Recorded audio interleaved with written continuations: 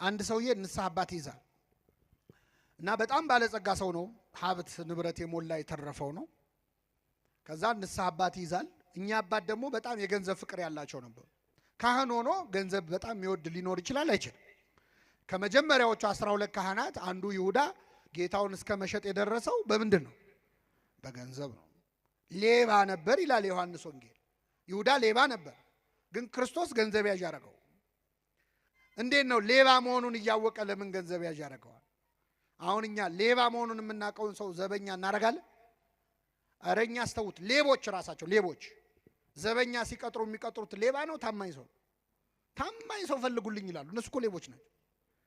ለምንድን ነው ክርስቶስ ሌባ መሆኑን እያወቀ ገንዘብ ያዥ ያደረገው? ቤተ ክርስቲያን ሙዳይ ምጽዋቷን በሚዘርፉ ሰዎች እድሜ ልክ እንደምትሰቃይ ለማሳየት ነው። እኔ ያለውም ሌባ ነበረ እንዳትደነግጡ እያለ ነው።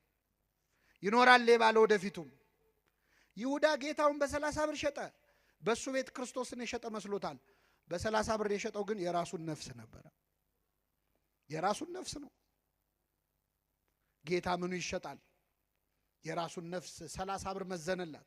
ያቺ ሴት 300 ዲናር የሚያወጣ ሽቶ አምጥታ እንደ ተራ ነገር አፈሰሰችው። ያቺን ሴት ይሁዳ ተቃውሟን ነበረ። ለዛች ሴት 300 ዲናር ከጌታ ፊት ተራ ነገር ነው ብላ 300 ዲናሩን ጣለች። ጌታ ይበልጣል ብላ። ይሁዳ ደግሞ 30 ብር ይበልጣል ብሎ ጌታውን ጣለ። እና እኚህ ሰውዬ ገንዘብ ይወዱ ነበር። ንስሐ አባት ሁኑኝ አላቸው። ሰውየው ባለጸጋ ነው፣ እሺ ብለው ተቀበሉት። ከዛ ጥቂት እንደቆዩ ሊያማክሩት መጡ። እንደው እባክህ አንድ ችግር ገጠመኝ። ምን ነው አላቸው። የእርሻ መሬት አለኝ፣ ግን ገበሬዎች የሉኝም፣ በደንብ የሚያርሱልኝ የሉኝ እና ከገበሬዎች አንዱን ላክልኝና የኔን መሬት ይረስልኝ አሉት። እሺ ችግር የለም ብሎ ገበሬ ያዘዘላቸው። የንስሐ አባት መሬት ማሳረስ ቀርቶ መጽሐፍ ቅዱስ ላይ ቤት ሰርቶ ይሰጣል። ለንስሐ አባቶቻችን ይህን ተራ ነገር ብናደርግ ለነሱ ከሚሰጡን አንጻር ምንም ነው እና ቤት ገዝቶሎ ይሰጣል። እና ይህ ሰው ገበሬውን ላከላቸው። ከዛ ሲያርስ ቆየ። ገበሬው እያረሰ ያለ አንድ ነገር አገኘ። የንስሐ አባትየው መሬት ላይ የተቀበረ በድስት የተቀበረ ወርቅ አየ።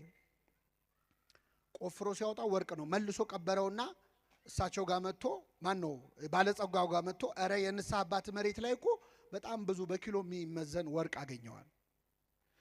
ሊያየ ሰው አለ? የለም። ለሌላ ሰው ነግራል? አልነገርኩም። በል እንደዛ ከሆነ ወርቁ የተገኘው እሳቸው መሬት ላይ ስለሆነ ወርቁ የሚገባው ለእሳቸው ነው፣ ሄደ ንገራቸዋል። እሺ ብሎ የገበሬ ሄዶ ንስሐ አባትየው ጋር የእርሶ መሬት ላይ ወርቅ አገኘው አላቸው። ገንዘብ ይወዳሉ ብያቸዋለሁ። በጣም ተደሰቱ። የታረከው አሉት። ቀብሬዋለሁ።